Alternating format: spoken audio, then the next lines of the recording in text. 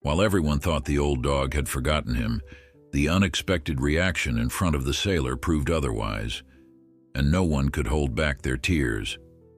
Lieutenant Michael Mick Harrison had always believed that the ocean was the one place he could truly breathe. Even before enlisting in the Navy, he spent endless afternoons by the pier in his old hometown, listening to the wind whipping across the waves, dreaming of distant horizons. Yet on this particular day, the wind felt different against his face. Maybe it was the crisp morning air of Newport, Rhode Island, or perhaps it was the anticipation that swelled within him at the thought of returning to a place he hadn't seen in years. Whatever it was, Mick knew his life was about to change again in ways he could never have predicted.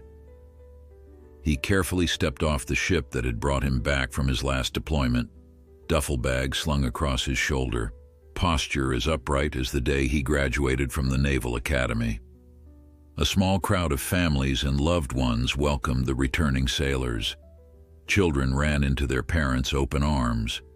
Couples embraced as though they might never let go. Mick forced a polite smile, returning salutes and nods from fellow service members, but his eyes scanned the crowd for a face that wasn't there. That emptiness tugged at an old regret, a silent echo of the companion he'd left behind on an active war front halfway around the world. No matter how much time had passed, he couldn't stop thinking about Atlas. A retired war dog, Atlas had served alongside Mick in tense, high-stakes missions where a single mistake could mean tragedy. The dog had been assigned to Mick's small unit just over 3 years ago, trained to detect contraband, explosive devices, and sense danger before any human eye could catch it. Some said Atlas was special. He wasn't just following commands. He possessed an almost preternatural ability to gauge threats and respond in ways that saved countless lives. But the day came when Atlas was injured. Caught by shrapnel during an ambush, he nearly lost his life protecting Mick and 2 other sailors. Once medically stable, Atlas was due to be transferred home. Mick had promised he would see him again, do whatever it took to adopt him if circumstances allowed. But the bureaucracy of the military working dog program and Mick's own extended deployments got in the way, and the transfer process stretched out far longer than he ever imagined. Now, as he boarded a taxi to his mother's old cottage on the outskirts of town, Mick recalled the email he had finally received a month before. It was from a naval canine coordinator who informed him that Atlas had officially been retired early due to his injuries and placed in a stateside kennel awaiting adoption. The moment Mick read that email, he felt his heart surge with a blend of relief and guilt. Relief, because Atlas was still alive. Guilt, because he should have come home sooner to care for the dog that had cared so unconditionally for him during the darkest hours of war. The taxi rattled along a coastal road flanked by rocky beaches and wind-blown grasses. Mick's hometown of Newport was known for its historic mansions and grand naval traditions, but the outskirts held a simpler charm. Sunlight glinted off the water, and seagulls circled overhead, their cries mingling with the hum of the car's engine. Mick stared out the window, memories pulling him into the past. The first day he and Atlas worked together, the rigorous training in scorching desert heat, the nighttime patrols where every shadow could conceal a threat, and the way the dog's keen sense of smell and unwavering loyalty made Mick feel just a little bit safer in a world turned upside down by conflict. After 30 minutes, the taxi pulled up to a small, weathered cottage that overlooked the bay. Salt-tinged wind rustled the tall grass near the porch. Mick paid the driver and paused a moment, duffel bag in hand. The cottage was just as he remembered. White paint peeling in places, shuttered windows in need of repairs, and a front step that squeaked under even the lightest footstep. But this was home. His mother had left it to him, and though he had been gone for so long, he felt a sense of belonging simply by inhaling the familiar scent of sea air and old wood. He stepped onto the porch, noticing a small sign hammered into a post near the front door. "Home is where love never gives up." He remembered his mother's fondness for little phrases like that. She believed wholeheartedly in second chances, and he found it fitting that this was the place where he intended to start over with Atlas. If, that was, Atlas remembered him at all. Inside, dust motes swirled in the shafts of sunlight. The living room, cramped yet welcoming, contained outdated furniture and bookshelves laden with nautical-themed trinkets. With his mother gone, Mick felt a pang of loneliness, but he also sensed her spirit in every corner. She had always supported his choice to serve, even if it meant long stretches away from home. He set down his duffel bag and checked his phone. There was a single message from the Naval Canine Coordinator confirming the arrival of Atlas the next afternoon. A fleeting worry entered Mick's mind. How would Atlas adjust to civilian life? The last time they'd seen each other, Atlas was still recovering from his injuries at a military veterinary station. So many months had passed, so many unknowns. Yet Mick forced himself to push aside the doubts. The next day would be a reunion, one that needed to happen no matter the uncertainties swirling in his mind. That night, sleep came fitfully. Wind battered the eaves of the cottage, and Mick couldn't help but recall the whistling sound of distant mortar shells that once haunted his nights on deployment. He dreamed of desert sands that stretched endlessly under a scorching sun, and of Atlas bounding across a makeshift camp, ears perked, nose twitching, always on alert. It was both comforting and disconcerting to realize how deeply those memories were etched into him. Dawn broke with a gentle hush, the first rays of light casting pale reflections onto the bay. Though it was early, Mick rose, showered, and donned a simple sweater and jeans, civilian clothes that felt almost foreign. In the kitchen, he found half a box of his mother's favorite tea, brewed a cup, and let the quiet moments fill him with cautious anticipation. His appointment at the Naval K-9 facility was at 10 o'clock, less than 2 hours away. The drive to the facility was quiet. Mick borrowed a neighbor's old truck. Its worn leather seats squeaked at every turn, and the radio only played static unless you cranked the dial a certain way. The roads led inland, away from the bay's serene vista to a more industrial zone. Chain-link fences and large windowless buildings soon appeared on either side. Mick parked at a small lot, feeling his heart pound as he approached the building with a sign reading Naval Canine Transfer and Rehabilitation. Inside, the sterile smell of antiseptic and dog shampoo greeted him, along with the muted sound of barking echoing from the kennels. A tall woman with a crisp uniform and name tag reading Sergeant Nicole Marlowe stood at a desk scanning forms. She offered a polite smile. "Lieutenant Harrison, I presume?" Her voice was efficient but warm.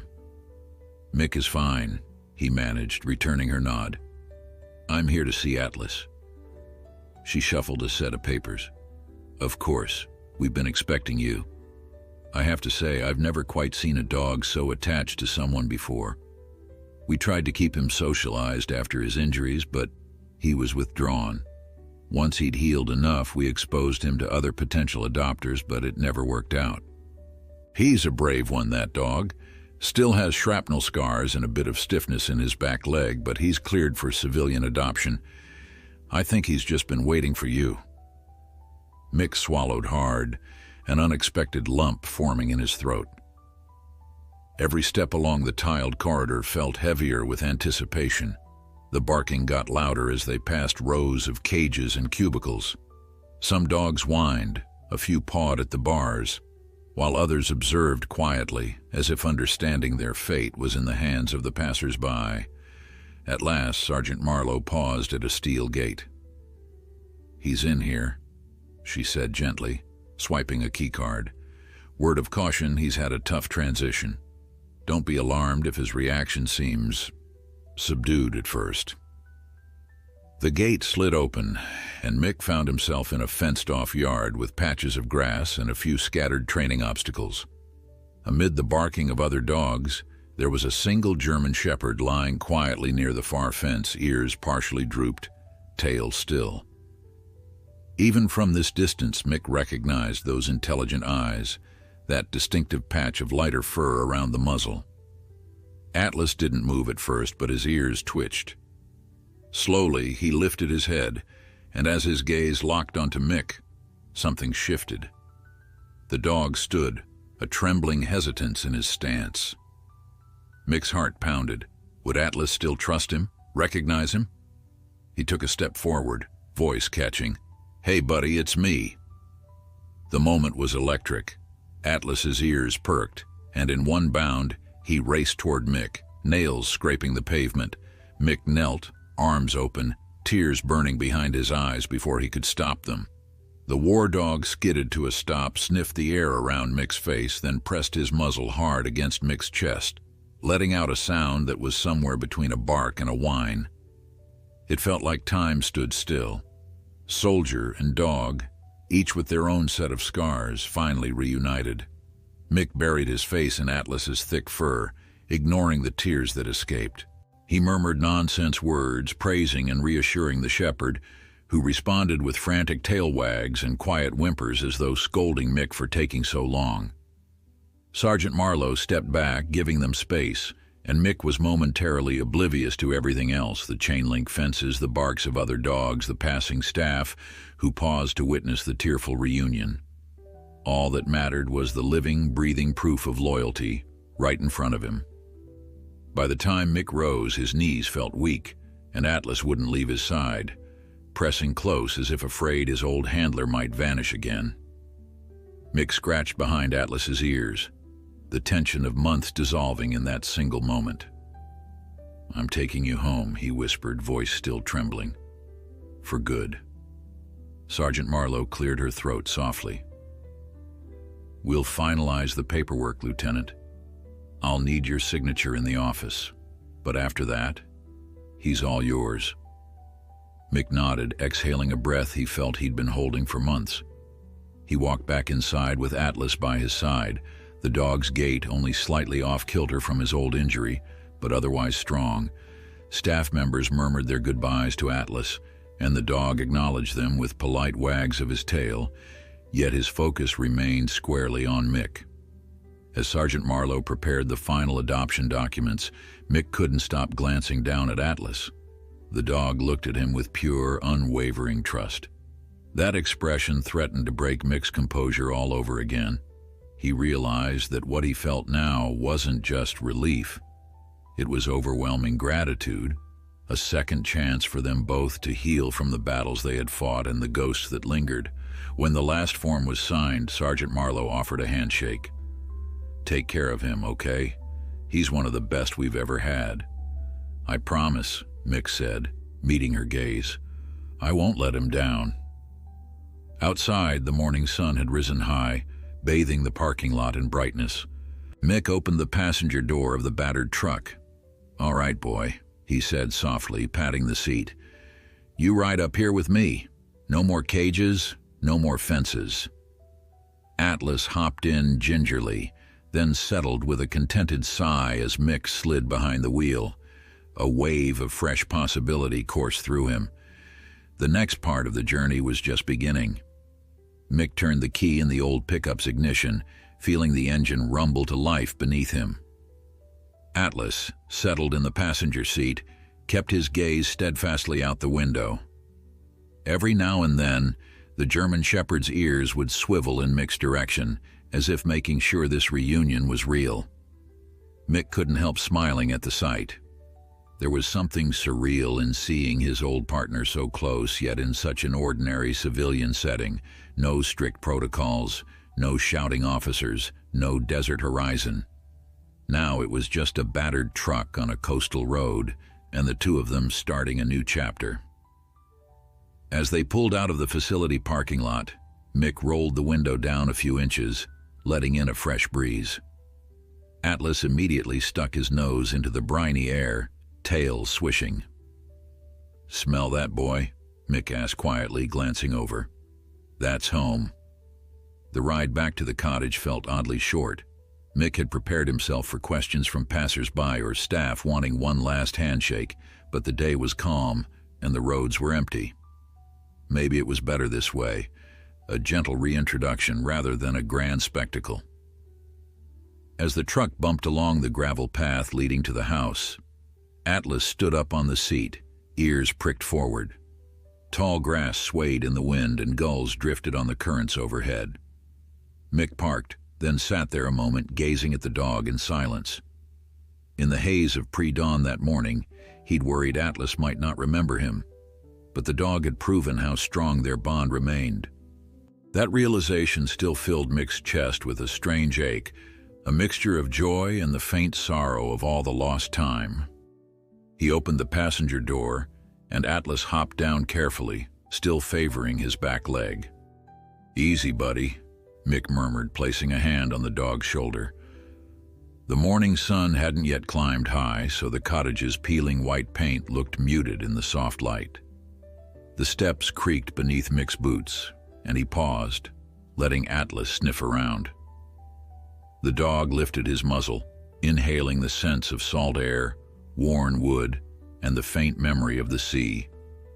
It was as if Atlas was cataloging a new environment, checking for any sign of threat or comfort. Mick let him wander on the short leash, giving Atlas time to adjust. At the doorway, Mick hesitated. This was a moment he'd imagined 1,000 times, coming home with Atlas at his side, no more daily briefings or night raids. He placed a hand on the doorknob and pushed. The small living room was bathed in early light, dust motes spinning in gentle circles. Everything remained exactly as Mick had left it the day before, yet it felt entirely different with Atlas stepping across the threshold. Instinctively, the dog performed a quick sweep of the space, nose twitching. Then he relaxed, leaning into Mick's leg. Mick unhooked the leash. "Go on," he said softly. "Explore." Atlas padded forward, nails clicking on the scuffed wooden floor, tail giving a tentative wag. He sniffed the edges of the coffee table and poked his nose at the old recliner that had once been Mick's father's favorite seat. Mick followed behind, letting the sense of normalcy settle over them. It felt right to share this space, so many months of dreaming about it, turning the idea of homecoming into reality. He set his keys on a small side table and grabbed a bowl from the kitchen. Filling it with water, he placed it near the recliner. Atlas trotted over, lapped at it a few times, then looked up with an expression so profoundly grateful it nearly made Mick choke up. "We'll make it work," Mick said, voice a bit unsteady. "You and me, yeah?" A single tail thump on the floor was all the confirmation he needed. Mick's next step was to phone the veterinarian recommended by one of the staff at the Naval K-9 facility. He wanted to schedule a thorough checkup for Atlas, maybe take x-rays of that injured leg to ensure nothing had worsened during the dog's long wait. The phone rang several times before a chirpy receptionist answered and booked them in for the following afternoon. With that arranged, Mick sent a quick message to a handful of old Navy buddies letting them know he was back stateside and had finally adopted Atlas. The responses were immediate and full of exclamation points, jokes about the one dog who could outrank any of us, and promises of visits soon.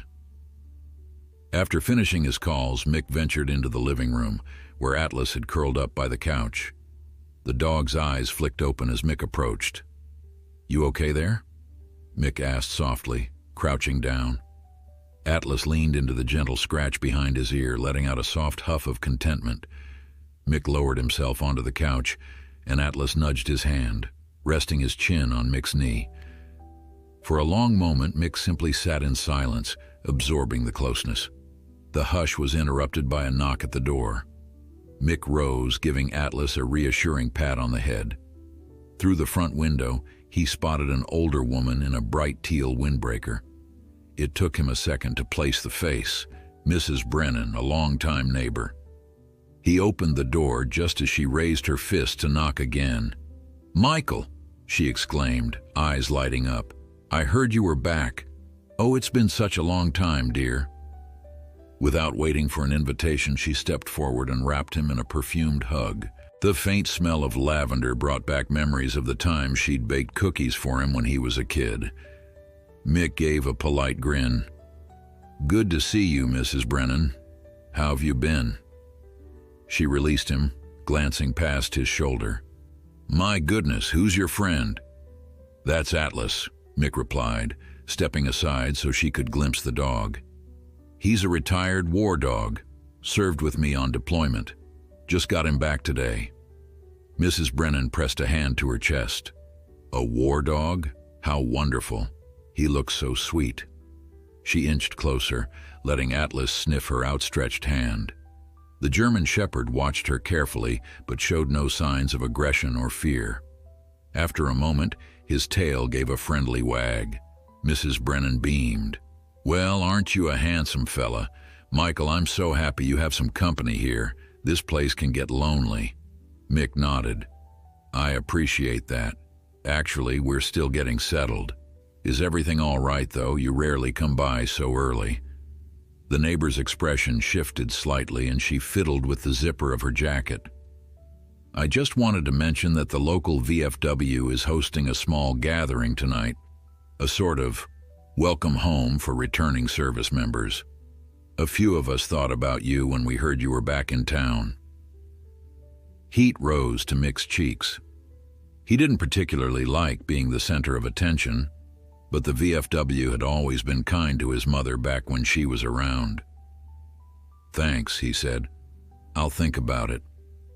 Mrs. Brennan gave a firm nod.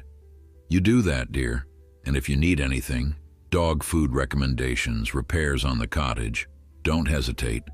We're all happy you're safe." After she left, Mick closed the door and turned to see Atlas standing there, head tilted. "Don't look at me like that," Mick teased, rolling his shoulders. "I'm not sure if I'm ready to face a crowd." But as he met the dog's gaze, he realized he might have to start opening himself up again. If he could handle war zones, he could handle a simple gathering. The day passed quietly.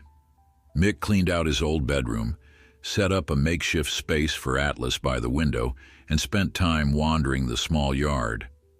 The dog seemed enthralled by the gulls overhead, occasionally letting out a curious bark when one flew too close. Late in the afternoon, Mick found himself considering Mrs. Brennan's invitation more seriously. Maybe it would be good to reconnect, to let people see Atlas, to build a sense of normalcy. By 6 o'clock, with the sun dipping lower, Mick decided they'd go. He grabbed the dog's leash and rummaged through his closet for a presentable shirt. The building that housed the local VFW chapter was a modest hall near the harbor, known for its friendly fish fries and weekly bingo. As they pulled into the parking lot, Mick noticed about 15 cars scattered around. He took a steadying breath. It had been years since he'd set foot here, back when he was barely out of high school, attending events with his mom. Inside, the warm smell of fried food and the hum of conversation enveloped them. Heads turned at the sight of Mick and his imposing German Shepherd. He felt momentarily self-conscious. Atlas was large, with patches of fur that had never quite grown back over old scars, a physical testimony to what they'd endured. Then a booming voice cut through the chatter. "Harrison, you made it!" A burly man in a flannel shirt strode over, arms wide. Mick recognized him as Tony Anders, an Army veteran who had once served in the same overseas region. Tony clapped Mick on the shoulder, his gaze drifting to Atlas. "So this is your partner, huh? Heard stories about him. Saved your bacon more than once, or so they say." Mick patted Atlas's side, voice hushed. That's an understatement. He introduced Atlas to Tony, who crouched down to greet the dog. Atlas, ever vigilant, allowed a brief pat before sitting calmly at Mick's heel. The next hour was a blur of handshakes and half-remembered faces. A few old friends from high school, now wearing their own uniforms or telling stories of their time in service, asked curious questions about Atlas. Others inquired politely about Mick's plans now that he was home. He answered in simple statements, just taking it a day at a time, or I'm going to focus on giving Atlas a good life. His chest tightened each time he spoke those words. He wanted them to be true. No more rushing off to the next crisis, no more months at sea. Surprisingly, the tension eased as the evening wore on.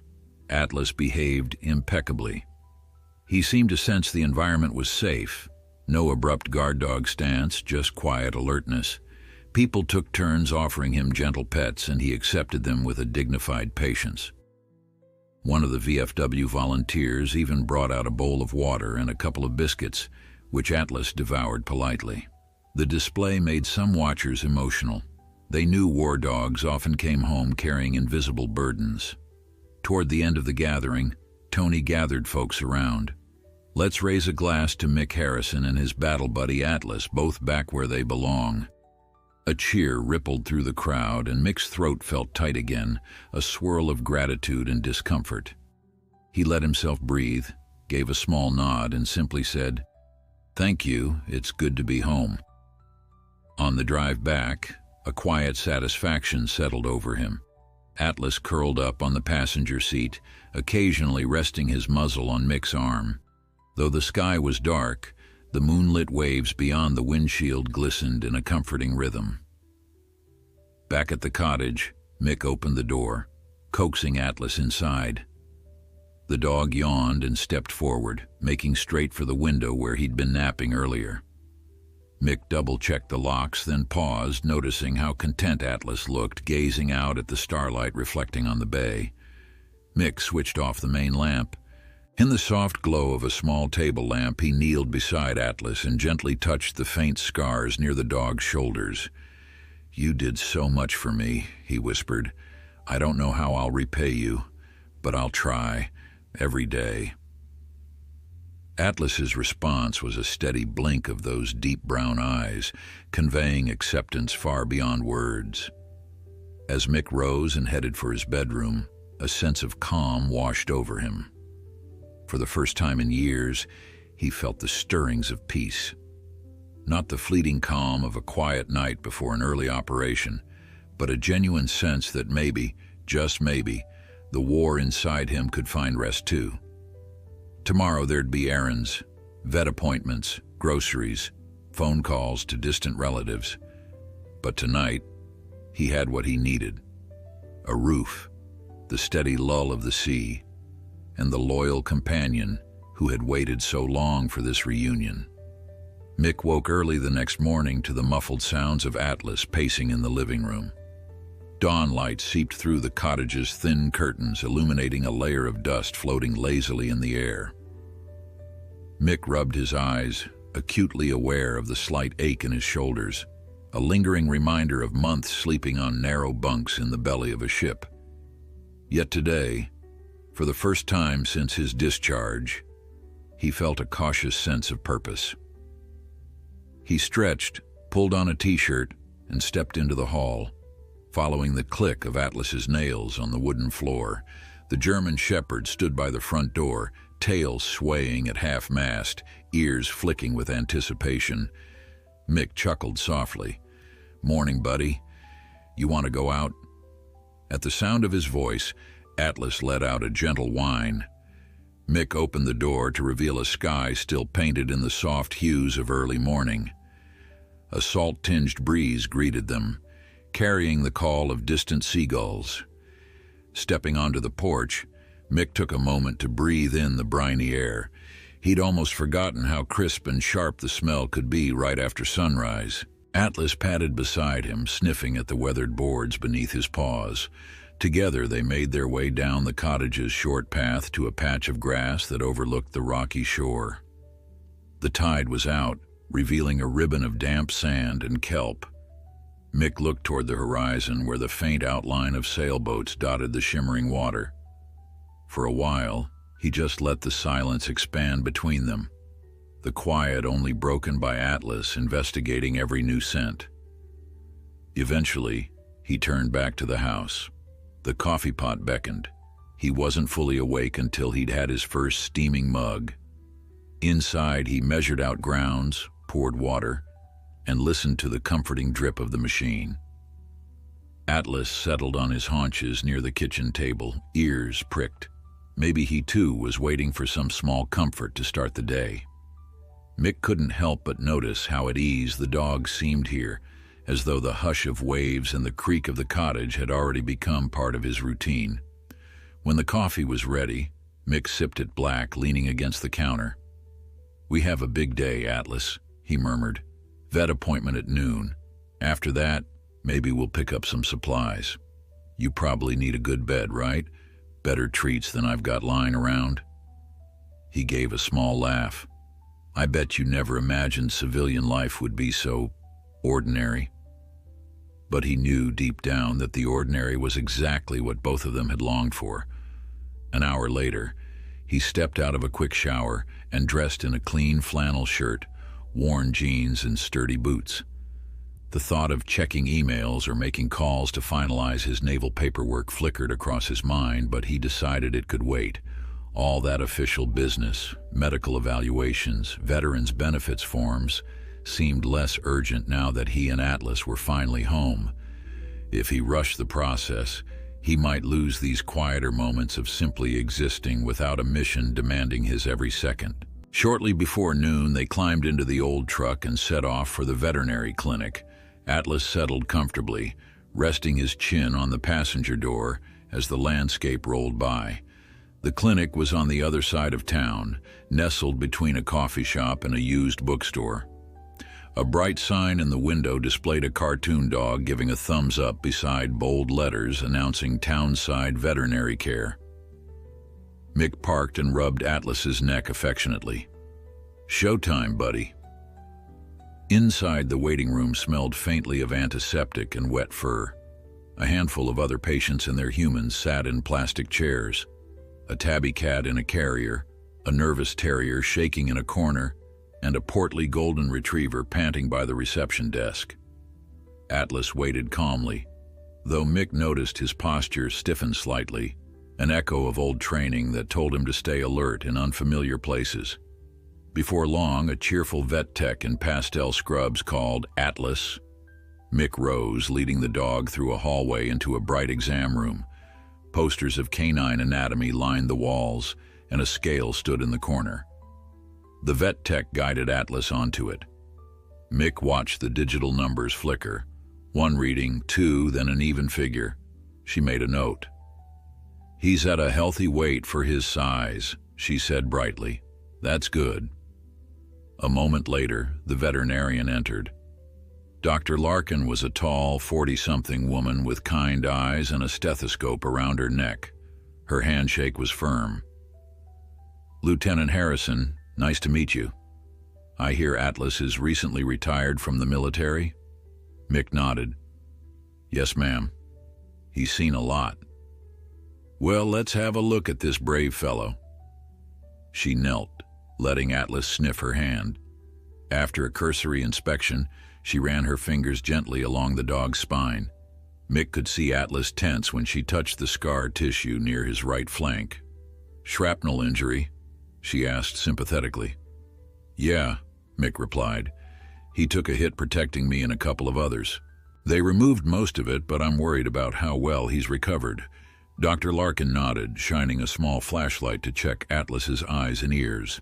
"Let's do some x-rays of that leg, just to make sure there's no lingering damage that might cause chronic pain." It took nearly an hour for the process, guiding Atlas to the imaging room, coaxing him into lying still, then waiting while the clinic's machinery whirred and clicked. Mick used the time to fill out medical history forms as best he could. Some sections were guesswork, diet logs, daily activity levels. War zones didn't come with standard feeding regimens after all. Meanwhile, Atlas handled everything with a quiet stoicism that reminded Mick so strongly of their days overseas. When Dr. Larkin returned with the X-ray results, her expression was cautiously optimistic. "He has some arthritis forming around the site of the shrapnel wound, but nothing severe. I'll give you an anti-inflammatory prescription to use on tougher days. Gentle exercise is important. Long walks, swimming if possible." She tapped the film lightly. Overall, I'd say he's in good shape considering what he's been through. Mick felt a surge of relief. That's better news than I expected. She smiled. He'll need regular checkups, maybe annual x-rays to track any worsening arthritis, but with proper care, he could have many good years. After finalizing the visit, Mick paid the bill and collected a small bag of medication plus a new joint supplement Dr. Larkin recommended. At the front desk, a display of dog toys caught his eye, and he chose a simple rubber ball for Atlas, something bright red, easy to spot in the yard. He didn't think twice about the cost. Atlas had more than earned a treat or 10. Outside, the sun had climbed higher, casting distinct shadows on the pavement. Mick placed the bag of supplies on the passenger floor. "Good boy," he murmured, handing Atlas the bright red ball. The dog's ears perked and he gently took it in his mouth, tail thumping. "Let's grab some lunch," Mick added. "You hungry?" They drove to a small diner recommended by the vet tech, a cozy spot with outdoor seating that allowed well-behaved dogs.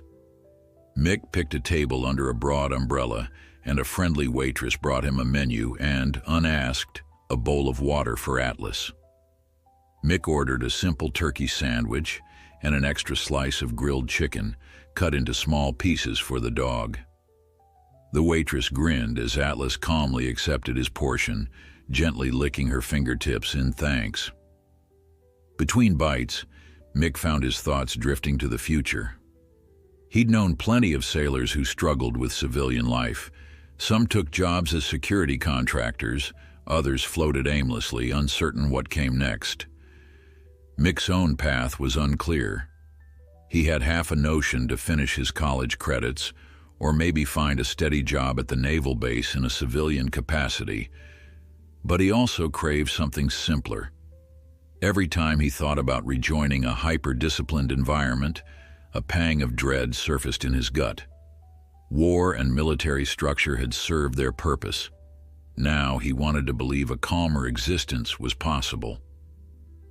Atlas, finishing his chicken, rested his head on Mick's foot beneath the table. The dog's presence centered him, reminding him that they both needed time to adjust. "We'll figure it out, boy," Mick whispered, ruffling the shepherd's ears. "No rush." As they headed back toward the cottage, the scenic coastal route beckoned. Mick decided to take a detour along a cliffside road, hoping to give Atlas a glimpse of the open water. The truck rattled along a winding path with panoramic views of the Atlantic stretching out into the haze. Eventually, they pulled into a viewpoint where a wooden railing overlooked jagged rocks and the crashing surf. Mick got out and helped Atlas hop down.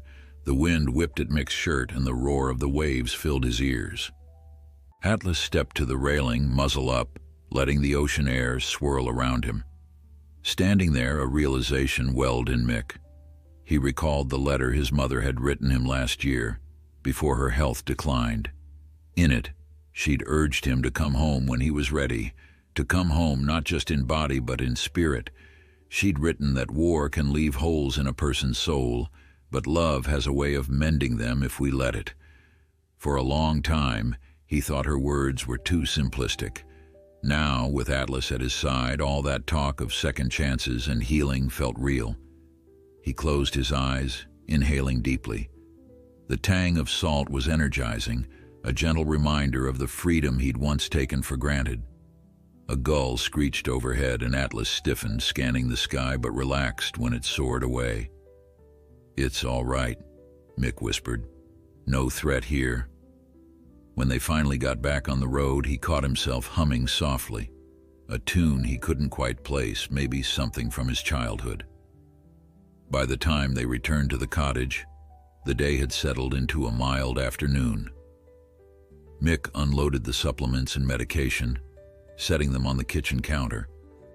Atlas stretched out in a sunny patch by the window, dozing off with the new rubber ball nestled between his paws. Mick found a sense of gratitude blooming in his chest. For every scar and memory that haunted him, there was this moment of peace, sunlight falling across the floor, his war dog snoozing contentedly. He remembered nights overseas when he'd clung to the idea of home as a distant promise.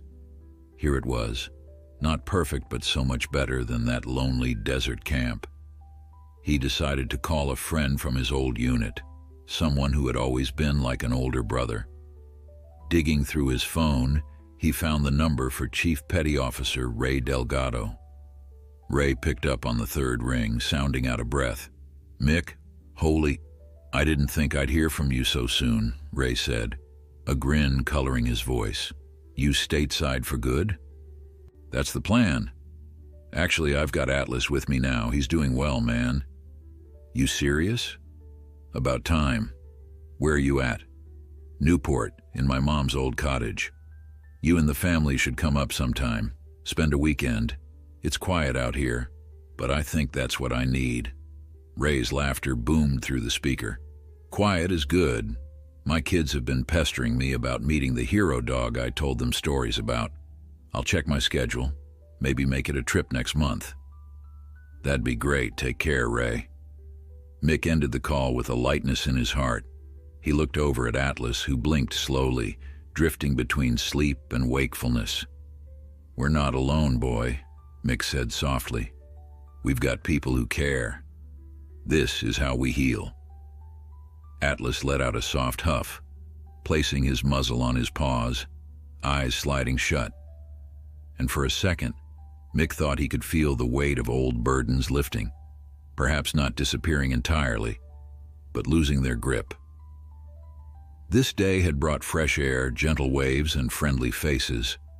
Tomorrow might bring something else, a reminder of the past or a struggle to adapt. But for now, they were home, and that was more than enough. At sunrise the following day, Mick found himself standing on the shore just below the cottage. The tide was coming in, scattering sea foam across the rocks. He was still groggy, having slept fitfully, old habits from deployment refusing to let him rest more than a few hours at a time. Atlas trotted ahead, his nails clicking on the wet stones. Each morning, Mick tried to bring the dog here for a short walk, letting them both inhale the crisp air before the day's tasks. As the gulls circled overhead, he watched Atlas dip his nose toward the surf, ears pricked. It was a scene he never thought he'd witness.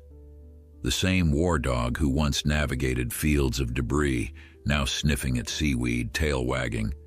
The sun's rays stretched across the water, turning its surface a shimmering gold. Mick realized how precious these moments felt, a simple walk with no looming urgency. He crouched beside Atlas, rubbing the dog's neck. "Ready to head back?" he asked, voice low. Atlas shook off a few droplets of seawater in reply. With a final glance at the horizon, Mick stood and guided them up the narrow path to the cottage, stepping carefully on the slick stones. By the time they reached the porch, a familiar silver sedan was easing into the gravel driveway. Mick squinted against the morning glare, recognizing the driver as Mrs. Brennan. She emerged from her car holding what looked like a small casserole dish covered in foil. Mick's nose caught the scent of something freshly baked. Atlas seemed to notice too, lifting his muzzle and sniffing. "Morning, Michael," Mrs. Brennan called cheerfully. "I thought you could use a decent breakfast. Well, brunch anyway. I made an egg casserole with spinach and cheese. Figured after all those months of ship rations you'd appreciate home-cooked food." Mick, surprised by her kindness, gave a polite grin. "That's very thoughtful. Thank you." He angled himself so Atlas could investigate the covered dish without getting too close. Mrs. Brennan beamed, gently setting the casserole on a small glass table beside the porch step. She stroked Atlas's head. "I see he's enjoying the coastal life. Good for him. I've heard so many stories about war dogs having trouble adjusting. But if the way he's looking at you is any indication, I'd say he's right where he belongs." A warmth spread in Mick's chest. "He's doing pretty well, yeah. We went to the vet yesterday, got some supplements for his leg, but he's surprisingly healthy." Mrs. Brennan nodded, eyes glinting with curiosity. "And how are you doing, dear? It's not just the dogs who come home with scars. Mick inhaled, the question catching him off guard. He appreciated her concern, but it wasn't easy to articulate everything swirling inside him. "I'm managing," he said, "one day at a time." The older woman smiled softly. "If you ever need someone to listen, you know where I live. Don't hesitate, all right?" Then, with a quick wave to Atlas, she climbed back into her sedan and disappeared down the lane, leaving Mick touched by her gesture. He and Atlas headed inside. The cottage's interior felt cozier as sunlight poured through the windows. Mick uncovered the casserole, and the aroma made his stomach growl. He sliced a portion for himself, then realized Atlas's ears were perked, eyes locked on the steaming plate. Chuckling, Mick said, "Sorry, pal. Eggs are okay, but I'll fix you something else." He poured kibble into Atlas's bowl, adding a spoonful of leftover chicken from the fridge. Atlas devoured it happily. While eating, Mick's mind drifted to the future. He hadn't made concrete plans beyond the basics, checking in with the local VA center, finishing some administrative tasks at the naval station. And then there was the question of a job. Maybe he'd do something part-time until he was fully settled. The idea of focusing on Atlas, on the cottage, and on reacclimating felt more pressing than any traditional career path. He set down his fork, thinking about how life in uniform had shaped him. The Naval Academy had taken a bright-eyed teenager and molded him into an officer, taught him discipline, resilience, and service. But now, confronted with an empty schedule, he realized how adrift he might become without some purpose. As if sensing his thoughts, Atlas padded over and rested his chin on Mick's thigh. Mick couldn't help but smile, rubbing the dog's ears. "We'll figure it out, boy. Promise." The German shepherd blinked slowly, then meandered to the couch, curling up for a post-breakfast nap. After cleaning up, Mick decided to tackle one of the overdue tasks, sorting through boxes in his mother's old study. The small room tucked at the back of the cottage contained stacked cardboard boxes labeled with her neat handwriting, photo albums, legal docs, memories. He took a breath and lifted the lid of the first box, bracing himself for an emotional tug. The topmost item was a faded photograph of him at age 10, perched on a beach towel, grinning gap-toothed as his mother held up a kite. Seeing her face, kind eyes, gentle smile, made him feel both comfort and a bittersweet ache. He remembered how she always believed in the power of love, of home, of second chances. It was a conviction he never fully shared back then.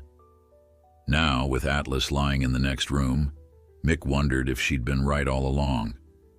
He sifted deeper, pulling out letters she had written to him during his deployments. Some he recalled vividly, others he must have opened hastily between missions. The words were saturated with pride and longing.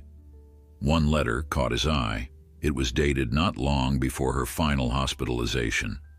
She'd written about how proud she was of him for caring about his team and especially for forging that bond with Atlas.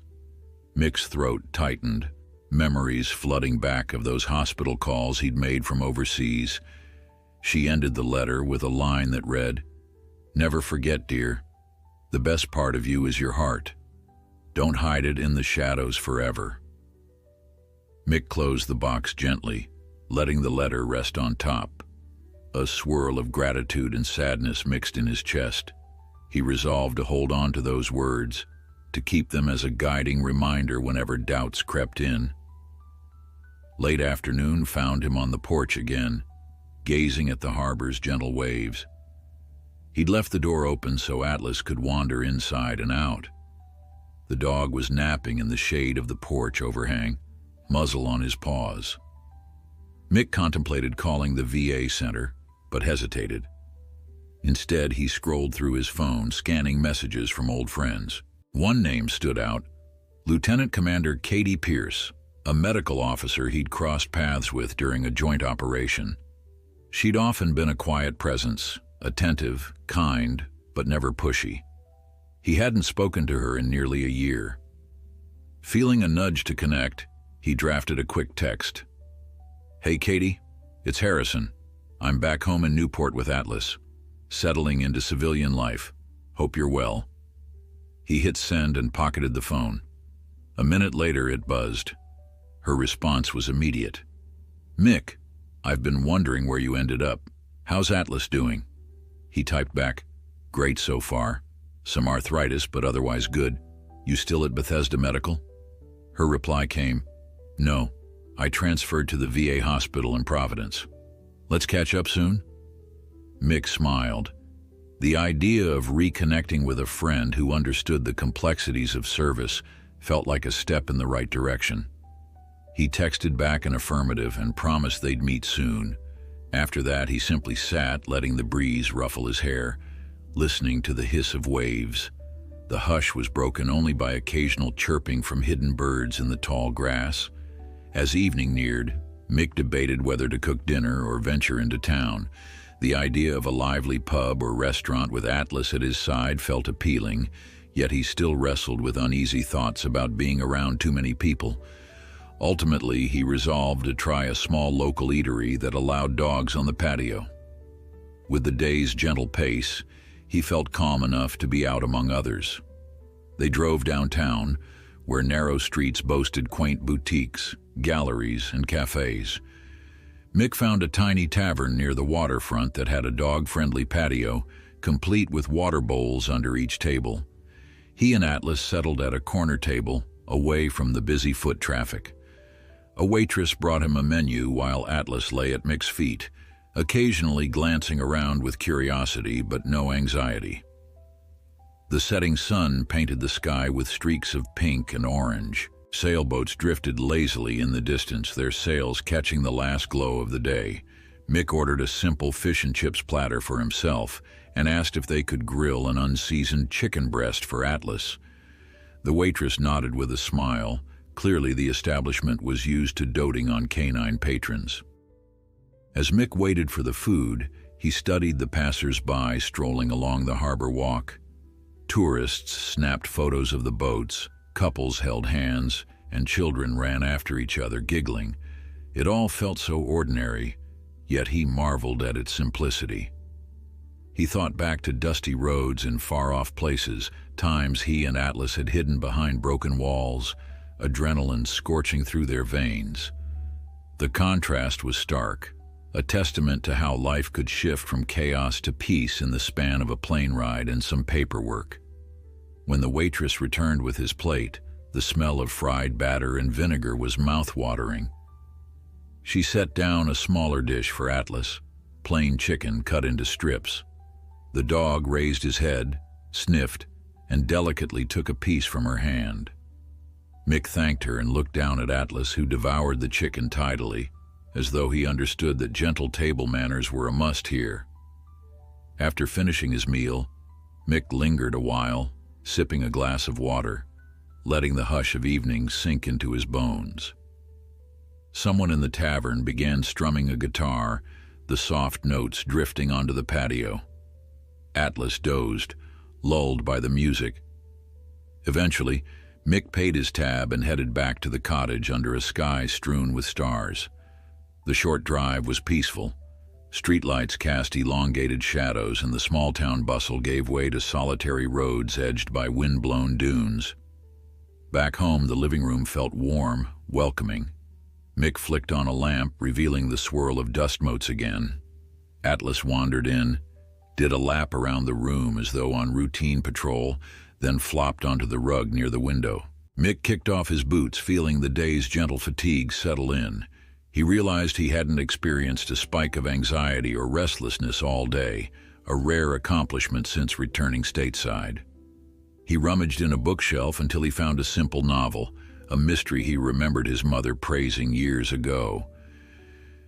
It felt almost indulgent to sit down on the couch, resting his feet on an old ottoman, and open the book. Outside, the wind rustled the porch swing, but inside everything was still and calm. Atlas, hearing the gentle crackle of pages, got up and nudged Mick's leg. Sensing an invitation, the dog hopped onto the couch, curling up near Mick's hip. He laid his head on Mick's thigh, letting out a satisfied sigh. Mick stroked Atlas's fur, mindful of the scars that etched the dog's body. Somewhere between the lines of the novel and the steady rhythm of Atlas's breathing, Mick felt another small wave of contentment. The emotional weight he carried, though not gone, was lighter tonight. He thought about the letter from his mother, how she spoke of the best parts of him, parts he once feared had been destroyed by war. Perhaps they were still here, quietly guiding him forward. For the first time in years, the thought of tomorrow brought more comfort than dread. He imagined teaching Atlas new commands just for fun, maybe inviting a friend to visit or tackling more boxes in his mom's study. Whatever came next, he'd face it with steady resolve. Atlas stirred, blinking up at him. Mick leaned down, pressing his forehead lightly to the dog's. "We're okay," he whispered. "We really are." The next day opened with a sea fog rolling in, dampening the shoreline beneath a pale gray sky. From the cottage window, Mick watched the mist creep across the bay, softening the edges of the distant boats and rocks. He had never realized how peaceful the ocean could look under that veiled light, as if it too needed a moment of stillness. Atlas stirred at his feet, stretching with a low groan before padding over to the door. Mick took that as his cue to get moving. They followed their usual path down to the water, but today the air had a hush that pressed in on them, muffling every sound beyond the faint lap of gentle waves. Atlas sniffed the wind, occasionally twitching his ears at the muffled cry of a gull or the slosh of water against driftwood. When Mick tossed the bright red ball, a recent purchase, across a small patch of sandy shore, Atlas bounded after it with surprising enthusiasm, heedless of the wet sand that splattered his coat. The dog's spirited energy brought a smile to Mick's face. He recalled times in the desert when the slightest sign of excitement or relief from Atlas had felt like a gift. War zones left little room for carefree gestures.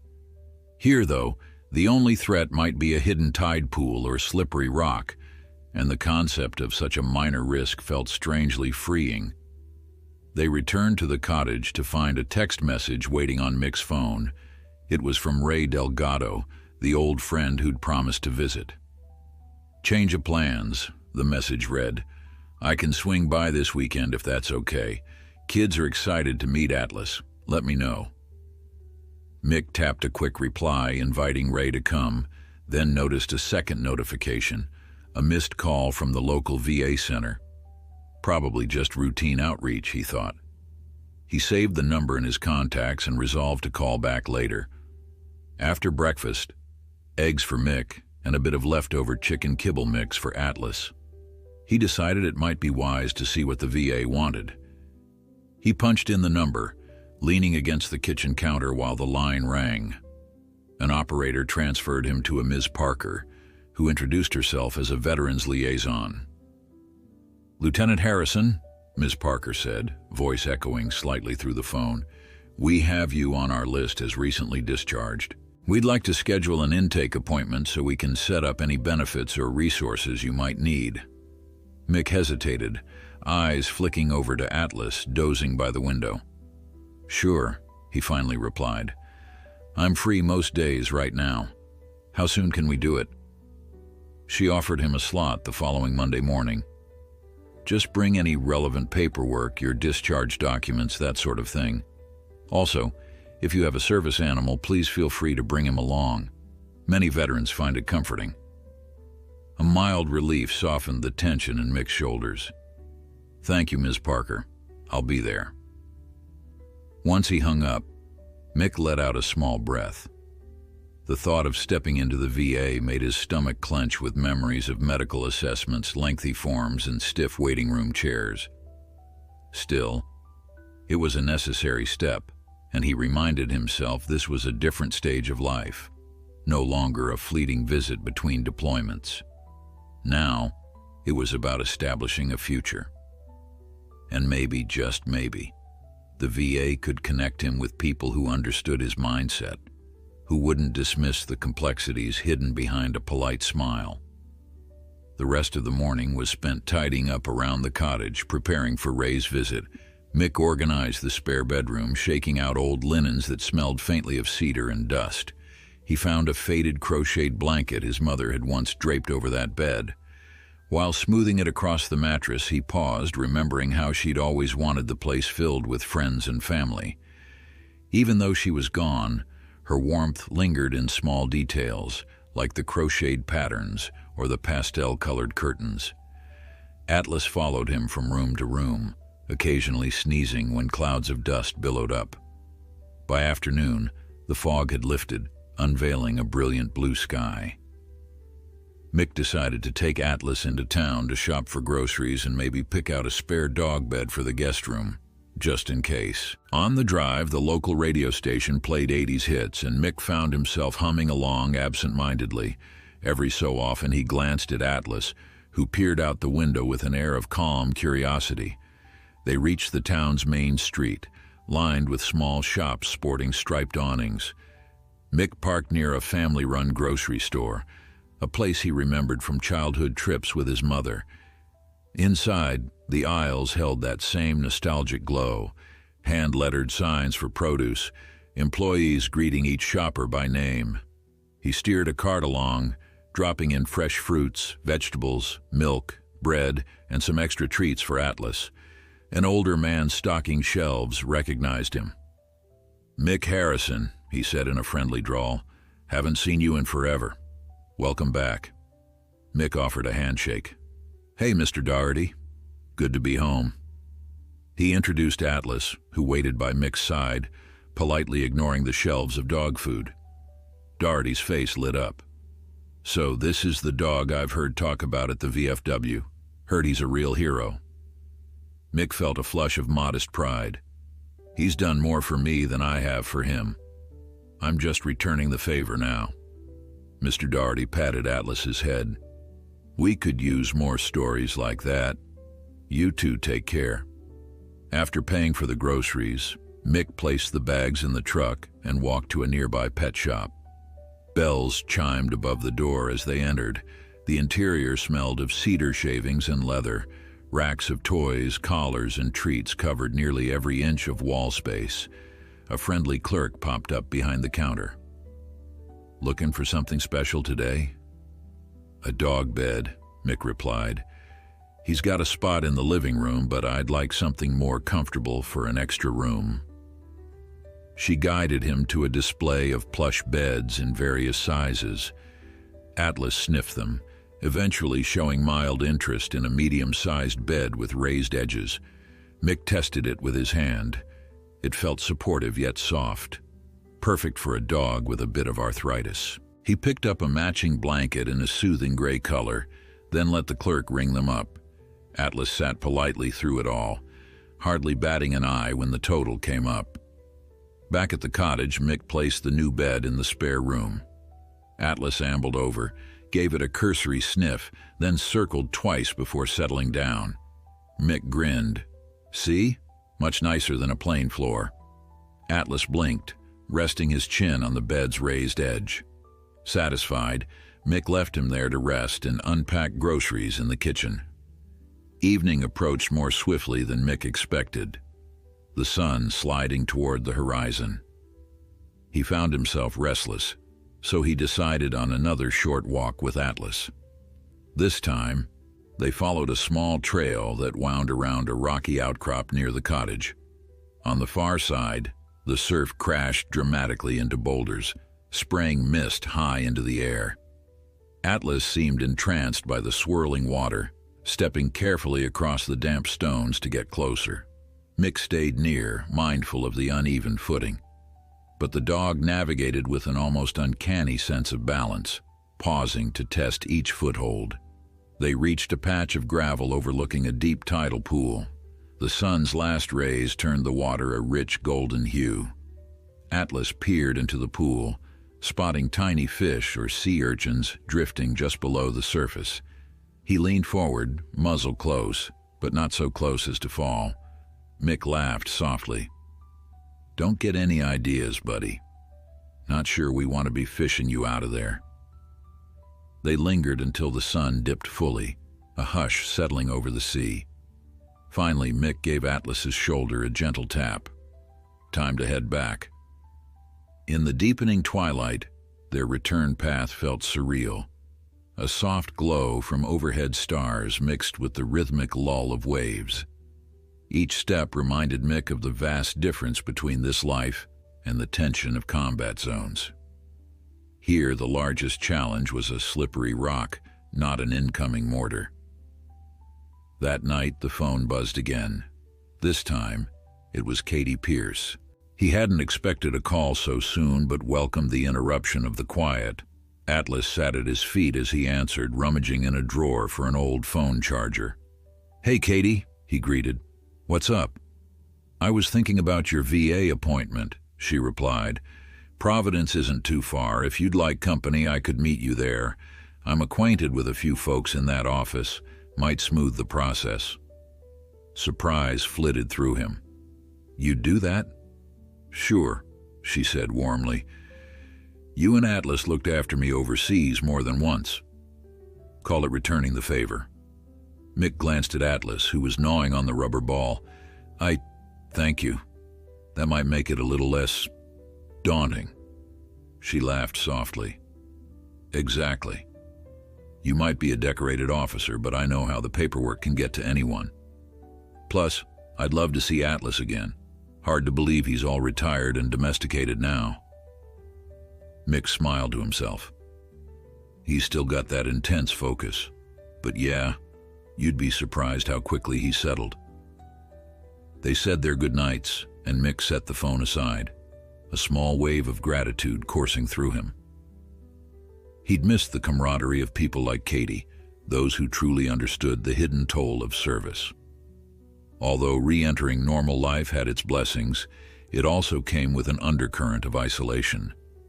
Knowing someone cared enough to show up made the unknowns ahead less intimidating.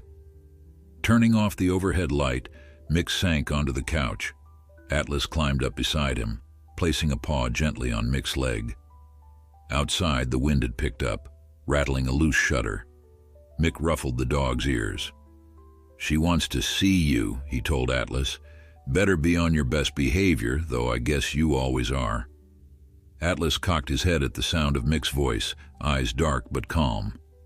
Sometime later, Mick fell asleep there on the couch, lulled by the wind outside and the steady warmth of Atlas pressed against him. He dreamt of simpler times, late afternoons by the pier, the smell of salt air on a summer day. No sandstorms, no alarms, just the hush of ocean waves. In the dream, Atlas was there too, sprinting across the shore, chasing gulls in circles. It was a vivid image that made Mick smile in his sleep. He woke at dawn to find Atlas had moved to the floor, lying watchful near the door. The first rays of morning filtered through the windows. Mick sat up, groggy, but with a sense of well-being he hadn't felt in years. He had no illusions that each day would be as tranquil, but these incremental joys felt like steps on a winding road to something resembling wholeness. Standing, he stretched the stiffness from his arms and glanced around the living room. There was the photograph he'd taken down from his mother's study, a picture of him at age 10, flying a kite. He propped it on a small side table. Let it be a reminder, he thought, that life can shift from innocence to hardship and back again if we allow it. Atlas rose, wagging his tail. Mick crossed the room, gave the dog a pat. "Hungry?" A single bark answered him. In the kitchen, he scooped kibble and a bit of leftover broth, mixing them in a bowl. As Atlas ate, Mick prepared his own breakfast. Oatmeal with a dash of cinnamon. Simple, yet comforting. Today, he'd gather his discharge papers in one place, maybe glance at job listings, maybe not. With Ray's visit looming, he also wanted to ensure the yard was safe for children to run around. The chores and tasks felt manageable, maybe even pleasant. He realized that returning to a normal routine was an odd kind of victory. It meant that while war had left its imprint, the heart could still embrace everyday life without collapsing under the weight of memories. The phone buzzed once more. The screen showed Ray's name. Mick answered. "Hey, man," Ray said. "We're heading out tomorrow afternoon. Probably get to Newport around 6. Hope that works." "Absolutely," Mick replied, smiling into the phone. "Atlas and I are ready. Haven't seen your kids in forever, so I look forward to it. Likewise, my youngest is excited to meet the bravest dog in the world." Mick chuckled. "He's just a dog, but he's special, all right." After hanging up, Mick poured himself another cup of coffee and stood at the window, watching the sun climb higher. The cottage looked brighter with each passing minute, as though soaking up energy from the day. Outside, the tide crept in, waves glimmering under broadening daylight. Atlas finished his meal and ambled over, leaning companionably against Mick's leg, as if to say, "We're in this together." Mick set his coffee mug aside and knelt to meet the dog's gaze. "You ready for tomorrow, buddy? We'll have kids running around, the place full of noise. Gonna be a change of pace." Atlas tilted his head, that faint dog smile dancing in his eyes. Mick smiled back. "But we'll handle it, right?" He scratched behind Atlas's ears, and the German shepherd closed his eyes, content. Yes, Mick thought, they would handle it. The quiet days, the busy ones, the small hurdles, and the large unknowns. Because for the first time in a long while, home was more than a memory. It was a shared promise of healing and belonging for them both. Early the next morning, Mick rose to the gentle drumming of a soft rain against the cottage's roof. Outside the window, the sea appeared blurred by a haze of drizzle, and Atlas, noticing Mick's stir, stepped quietly from his place by the door. A faint light bathed the living room, revealing the new dog bed in the corner of the spare room and a small stack of boxes Mick still needed to sort. Today promised to be a busy one, with Ray and his family due to arrive by late afternoon. Mick stretched, rolling the tension from his neck. He'd slept better than usual, lulled by the easy pattern of life that he and Atlas had settled into. A part of him still braced for the uneasy nightmares that sometimes barged in unannounced, but last night they had kept their distance. He slipped on a hoodie, tugged open the front door, and breathed in the fresh scent of wet grass mingling with salt air. Atlas padded over and poked his nose into the damp breeze, tail wagging. "Let's make this quick," Mick joked, stepping off the porch. "We've got a house to ready." The drizzle kissed his hair as they strolled around the property, checking for anything that might need tidying before children scampered about. Atlas trotted beside him, occasionally stopping to sniff a cluster of wildflowers or the corner of a fence. With each inquisitive pause, Mick felt a gentle tug of gratitude that this vigilant dog seemed to find contentment in ordinary wonders. They returned inside, droplets clinging to their clothes and fur. Mick dried Atlas off with an old towel, then brewed coffee while rummaging through the pantry. He still had to plan lunch or dinner for Ray's family, though cooking for guests wasn't his strongest suit.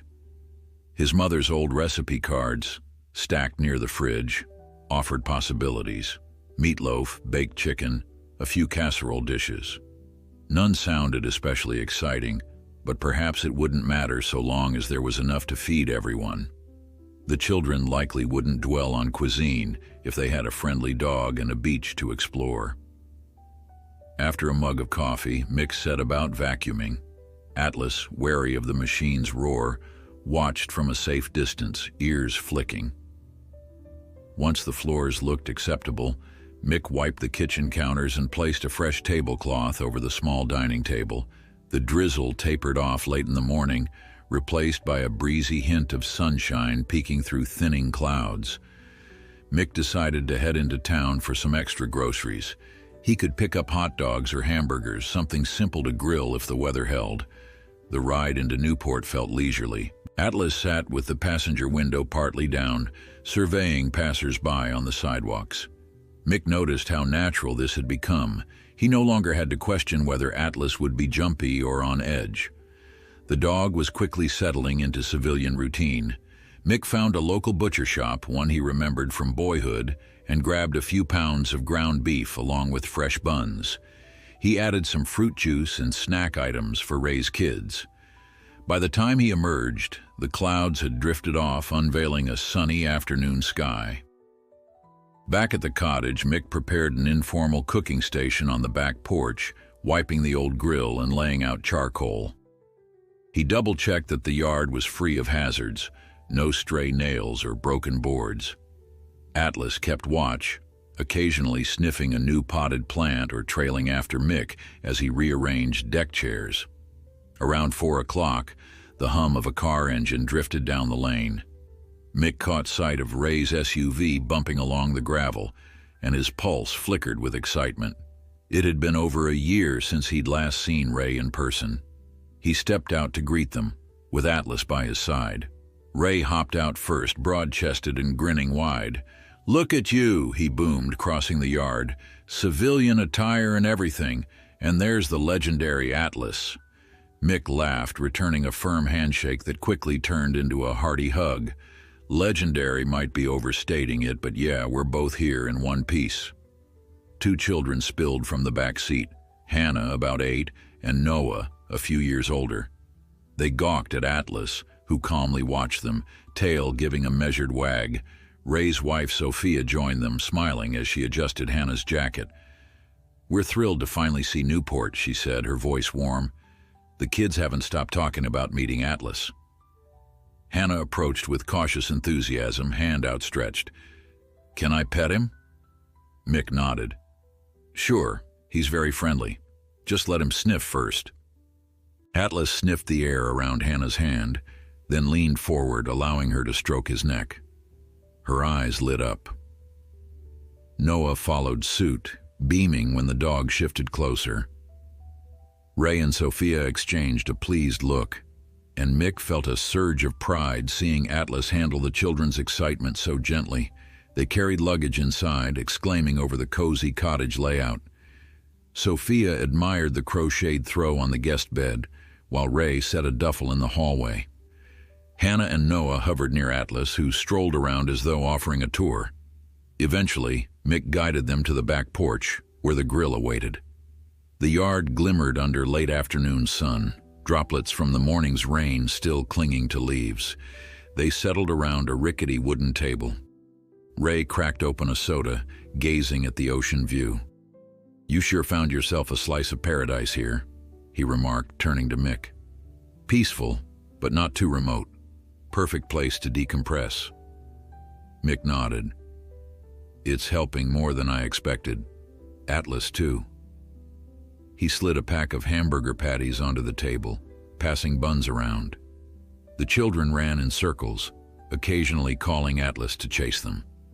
The German shepherd seemed delighted, bounding after them in gentle arcs, never knocking them down or barking too loudly. Whenever they paused, he'd press against them, panting contentedly. Sophia snapped photos on her phone, chuckling. "He's like their new best friend." As Mick grilled, Ray joined him, helping shape a few extra patties. The smell of searing meat rose into the air, mixing with the brine of the nearby shore. Ray took a moment to turn his gaze toward Mick.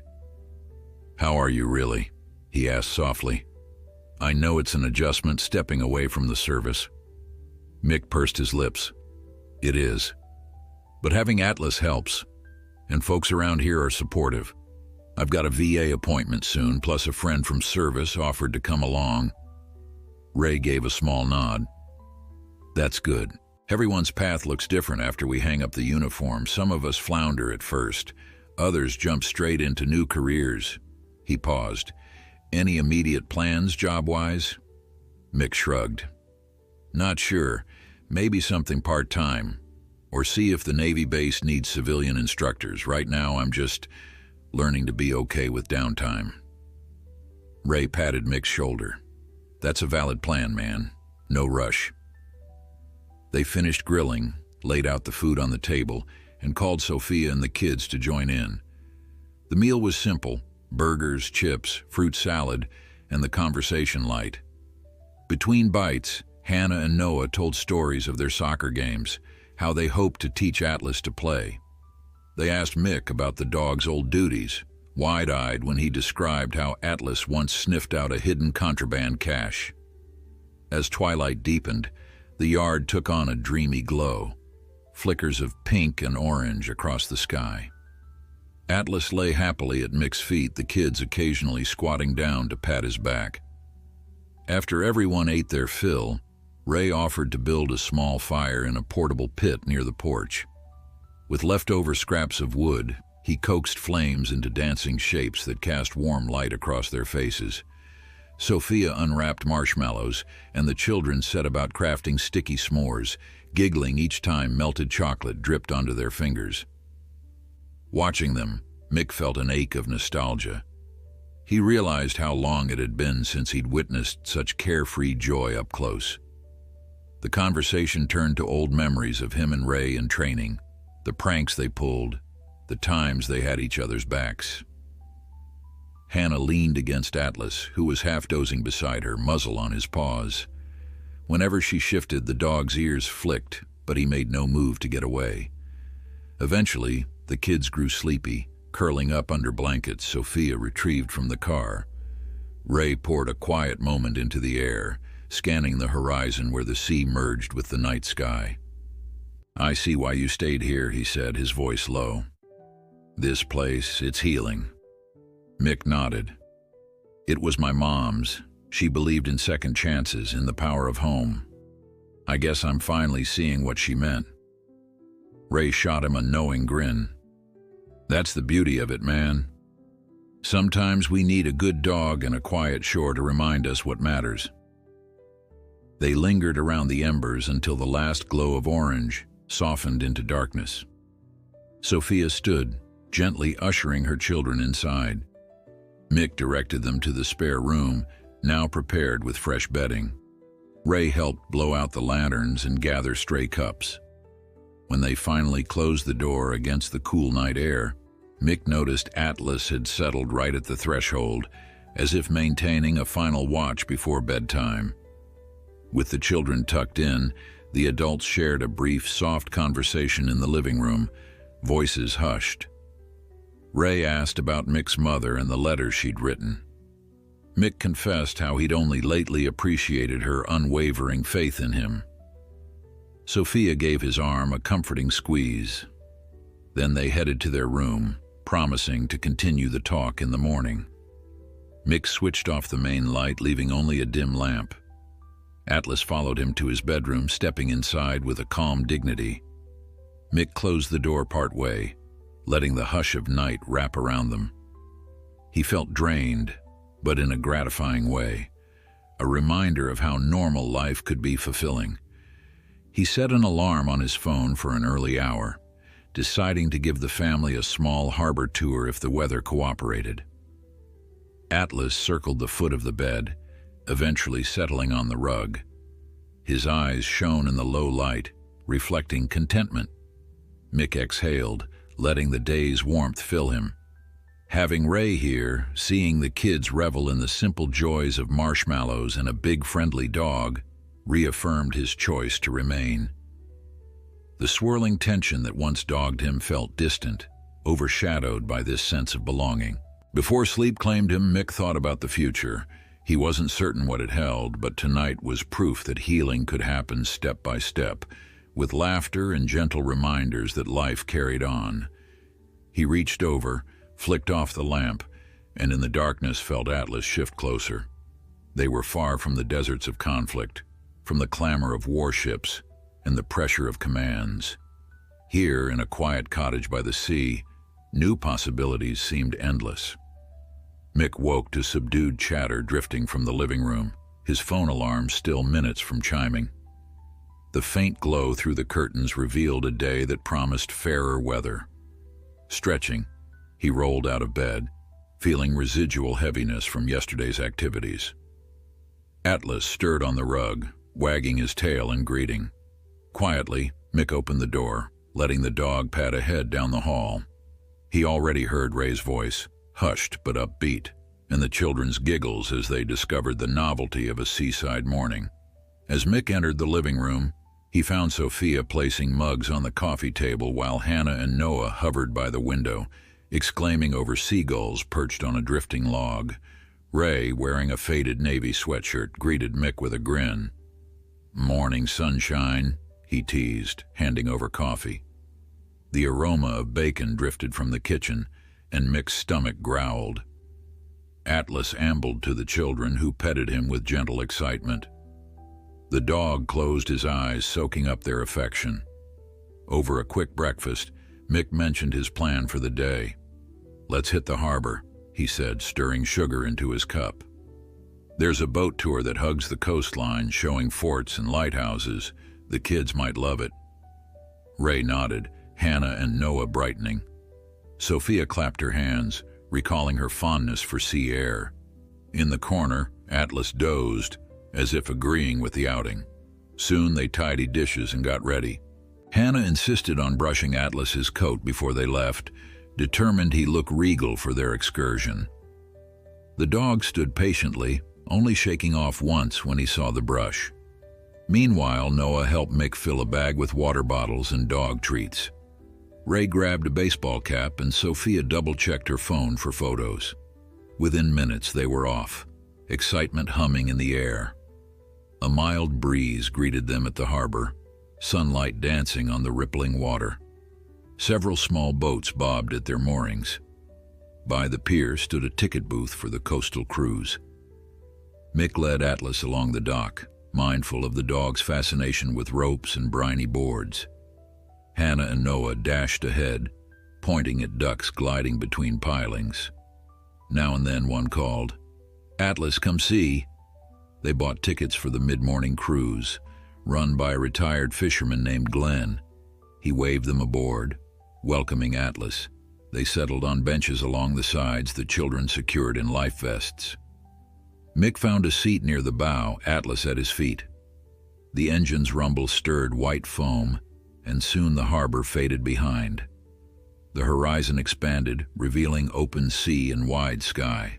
Glenn pointed out landmarks, a rocky island fort, a century-old lighthouse, and a coastline whispered to be haunted. Hannah and Noah leaned over the rail, captivated by glints of sunlight on the waves.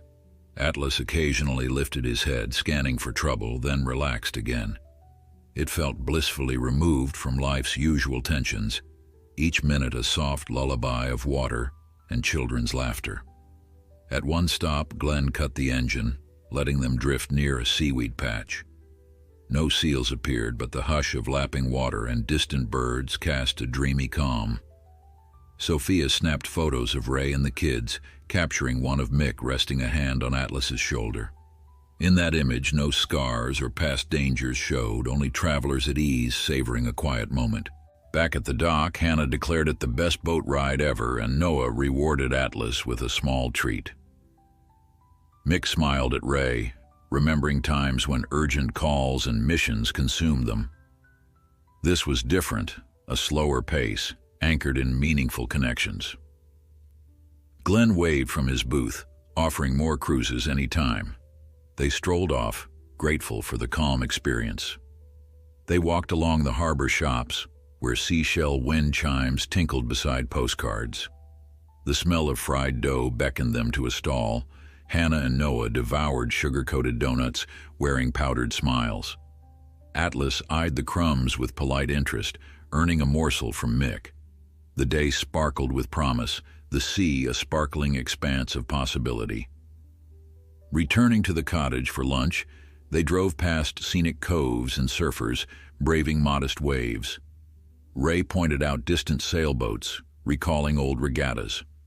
At the house, the children dashed out, calling Atlas to roam the yard. Everyone gathered on the back porch, building sandwiches from fresh fixings. The dog nestled close, a calm presence under the table. Between bites, they spoke of life after service. Ray admitted his own rocky transition while Sophia praised Mick's progress. Hannah proclaimed Atlas was cooler than any TV hero dog. Talk turned to next steps, maybe volunteering at a rescue or training therapy dogs for veterans. Each idea fueled a sense of purpose. Mick felt pride swell whenever he glanced at Atlas, comfortable in every moment. After lunch, Mick grabbed a frisbee he'd found in a cupboard. Hannah and Noah sprinted to the shore, shrieking when Atlas chased the spinning disc. Each time he returned it drool-slicked, they burst into cheers. Watching from the sand, Ray and Sophia stood beside Mick in the warm, midday sun. A sense of renewal filled the air, intangible yet real, and Atlas, ever watchful, seemed to agree. Eventually, the children plopped down on the sand, breathless from the excitement of repeated fetch sessions. Atlas, panting but alert, settled next to them, indulging in a gentle ear scratch from Noah. Sunbeams glinted off the water, reflecting in the children's bright eyes. Sophia snapped more photos, capturing the joy that seemed to radiate from every corner of the shore. Ray nudged Mick, murmuring that this kind of happiness was hard-won but worth every struggle. Mick nodded, silently thanking the moment for existing. As afternoon shadows grew longer, they decided to explore a nearby tide pool. Mick led them along a rocky path, with Atlas agilely hopping from stone to stone. The pool revealed tiny crabs scuttling beneath the surface, and clumps of seaweed swaying with each gentle wave. Hannah squealed whenever she spotted a new creature, while Noah poked at shells stuck to the rocks. Ray marveled at the ecosystem hidden in plain sight, confessing he'd never paid attention to such details until he'd left uniformed life behind. They returned to the cottage, cheeks flushed from sun and wind.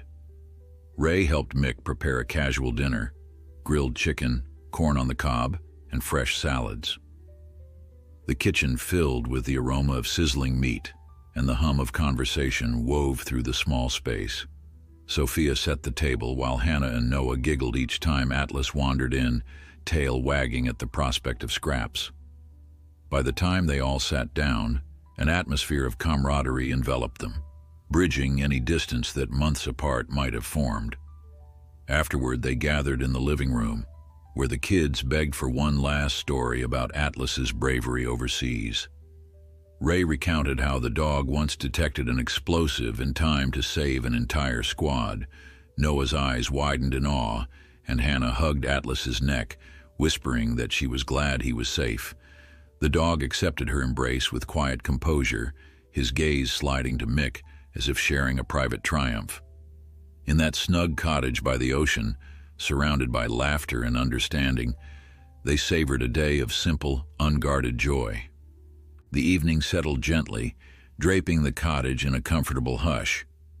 Outside, the ocean's soft roar blended with a faint breeze, and the sky above had shifted into a mosaic of orange and purple streaks. Ray's family had tucked themselves away in the spare room for the night, the children too exhausted from their day of running, laughing, and dog-chasing to stay awake past 9. Mick stood in the small living room, the lamplight illuminating the worn pages of a letter he'd found earlier, a note from his mother that had slipped behind a bookshelf. Atlas rested on the rug by the couch, ears half lowered, observing Mick's every movement. After a day filled with guests and outdoor excitement, the dog seemed grateful for a quieter pace. Mick ran his thumb over the letter's delicate script. In it, his mother described a dream she once had of him returning home, not just physically, but in spirit. She'd mentioned a cottage full of warmth, friends, and oddly enough, a mention of a loyal companion by your side. Mick exhaled, finding it uncanny how precisely her words seemed to fit the current reality. He slipped the letter back into its envelope and placed it carefully with the other keepsakes. Atlas lifted his head. "We doing all right, boy?" Mick asked softly. The dog wagged his tail in a lazy arc, letting out a quiet huff as though to say, "Everything's fine." Mick smiled and switched off the lamp. He considered going to bed, but a gentle restlessness told him he should check the porch one last time, perhaps savor the stillness of night before turning in. Stepping outside, he let the door click shut behind him, leaning on the porch rail to watch the dark water shift under moonlight. The tide had come in, and gentle waves licked the rocks below. A sea breeze drifted, cool and sharp, carrying the faint cry of a far-off gull. Mick closed his eyes, inhaling deeply. The scene felt miles away from the tension of a war zone, and yet he could still sense that old pulse of vigilance thrumming in his bones. He nearly jumped at the sound of footsteps behind him, only to turn and see Ray leaning in the doorway, hands shoved in his pockets. "Couldn't sleep?" Mick asked, returning his gaze to the water. Ray shook his head, stepping onto the porch. "Heard you get up. Figured I'd say goodnight." After a quiet moment, he added, "Kids are out like lights, and Sophia's drifting off too. This place is like a lullaby." Mick nodded. "I know the feeling. Hard to believe I once wanted nothing more than to leave this town. Now I can't imagine being anywhere else." Ray settled on the porch swing, letting it sway slightly. "That's growth, my friend. We see things differently when we've spent enough time away." He paused, glancing at Mick. "Today was wonderful. The kids adored Atlas. You two looked happy." Mick fiddled with a loose splinter of wood on the rail. "We are," he admitted. "I still have rough nights, but it's nothing like before. Atlas..." He hesitated, searching for words. "He's my anchor, you know. And this cottage too, it's all helping me piece things together again." Ray pushed the swing a bit more, producing a soft creak. "I get it. There's a part of me that envies you. Being able to slow down, reconnect with family, live by the sea. Not everyone gets that chance." Mick turned to look at his friend, noticing a flicker of wistfulness in Ray's expression. "I wish I'd seen that chance sooner," Mick said quietly. "But I guess the timing was meant to be. Otherwise, Atlas and I might never have found our way here." They fell into companionable silence, the night's hush broken only by the soft crash of waves. Eventually, Ray stood and patted Mick's shoulder. "You make sure to keep us posted on your next steps, all right? I know you've got that VA appointment soon. Don't hesitate to lean on people who care." Mick gave a nod. "I won't, promise." When Ray disappeared indoors, Mick lingered a bit longer, letting his thoughts swirl. Tomorrow, Ray and his family would head home, and the cottage would return to its usual calm. The thought left Mick both relieved and oddly bereft. These days of visiting, laughter, and children's mischief had felt like a piece of something he'd missed for far too long. But that was life. Moments of connection, followed by the quiet needed to make sense of them. Finally, he yawned, heading inside and signaling to Atlas it was bedtime. The next morning, a light fog graced the shoreline once more. Over breakfast, Ray's family chatted about plans to come back for a longer stay next month, prompting excited squeals from Hannah and Noah. Mick walked them out to the SUV, exchanging farewells with tight hugs and promises to keep in touch more frequently. Ray, before climbing into the driver's seat, clasped Mick's hand. "Take care of yourself, brother, and take care of Atlas, too." As the vehicle disappeared down the lane, Mick felt the cottage fall silent again. Even Atlas seemed to notice, poking his nose around the space where the children's blankets and pillows had been, tail swaying at half-mast as if searching for them. Mick rubbed the dog's ears. "Just us now," he said. "Come on, let's get some fresh air." They ventured to the rocky outcrop beyond the yard. In the gray morning light, the sea looked silvered, gentle waves rolling against the shore. A fishing boat chugged by in the distance, and Atlas eyed it, ears pricked. Mick stood with his hands in his pockets, mind wandering to the upcoming VA appointment. He hadn't given it much thought during Ray's visit, but now it loomed. His friend Katie had offered to meet him there, and though he appreciated the support, a ripple of unease curled in his stomach. Medical evaluations, paperwork. He worried it might stir up memories or tensions he'd tried to keep at bay. A gull's shrill cry pulled him back to the present. Atlas was already trotting along the edge of the rocks. Mick followed, carefully testing each foothold. At one point, the dog paused at a tide pool, peering into the water as if expecting to find something new each time.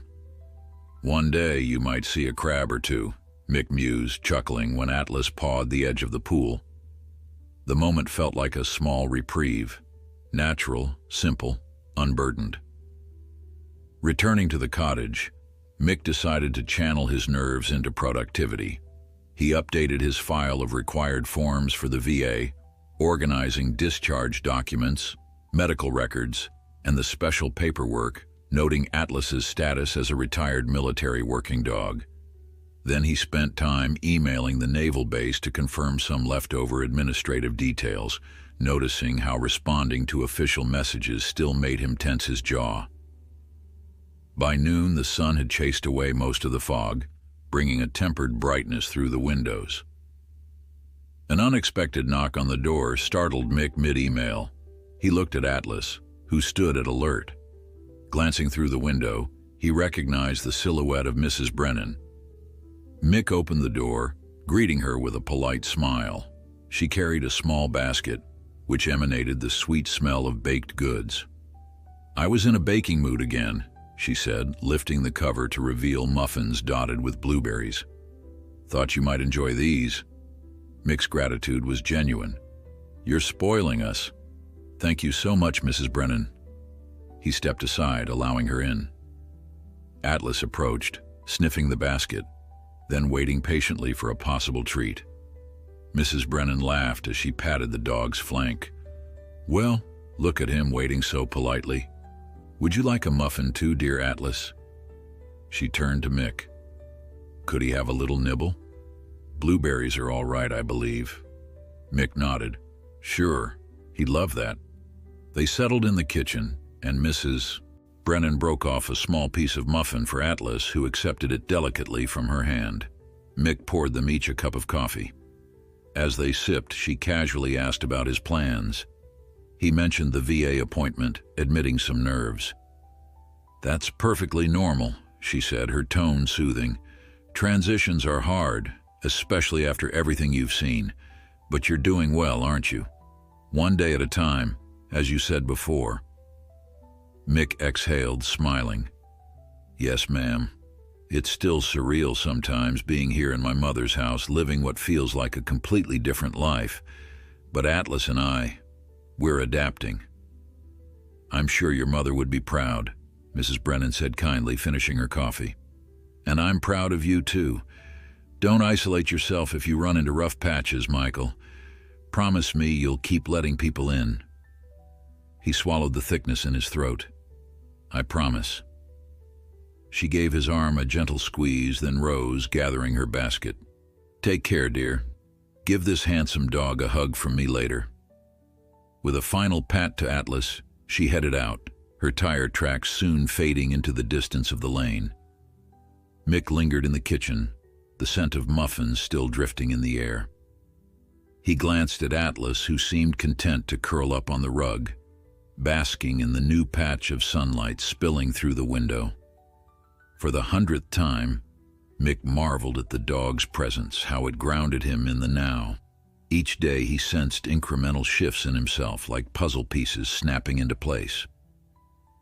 The war had left marks on them both, but perhaps they were learning to fill those scars with gentle routines and quiet acts of kindness from neighbors. The rest of the day passed peacefully. Mick took Atlas on another short walk near dusk. The sky tinted a faint rose color. He grilled a simple dinner and reread old letters from his mother. As night fell, he drafted a text to Katie. "Looking forward to tomorrow. Thanks for agreeing to meet me at the VA. Let's grab coffee afterward." His nerves fluttered thinking about the appointment, but he reminded himself he wouldn't be alone this time. Atlas, curled at the foot of the couch, drifted off to sleep. Mick couldn't help but notice the dog's expression, so serene, occasionally twitching as if dreaming. Maybe he was chasing that frisbee on the beach again. The thought brought a soft smile to Mick's face. Leaning back, he turned off the lamp, letting the moonlit shadows cradle the room. Tomorrow would bring more steps along this uncertain road, but with Atlas at his side and people like Katie, Ray, Mrs. Brennan, maybe he could walk it without fear. Back at the cottage, Mick eased the truck onto the gravel, listening to stones crunch beneath the tires. Atlas hopped out, sniffing sea air as if confirming they'd truly returned. Clouds drifted overhead, scattering angled sunlight across the yard. Mick lingered by the door, reflecting on the VA visit. He thought of the grieving mother in the hallway and how Atlas offered comfort without command. That moment underscored how healing might emerge in fleeting acts of compassion. The residual weight of her sorrow clung to him, but so did the promise that together, he and Atlas could spark hope. He inhaled the briny breeze, letting the warm hush of home wrap around him. He was here, alive, with the dog who once saved him. Small blessings often begin this way. Inside, Atlas did his usual circuit of the living room, nosing the rug and checking for changes. Mick set his folder from the VA on the kitchen table, recalling the swirl of paperwork. He thought of official forms for counseling, job training, and the surprising comfort he'd found in Katie's support. The cottage's hush calmed him. He put water on for tea, glancing at photos and postcards pinned to the fridge. Traces of journeys, old and new. Outside, gulls wheeled, their cries drifting through open windows. Mick realized how different this homecoming felt compared to the frantic pace of active duty.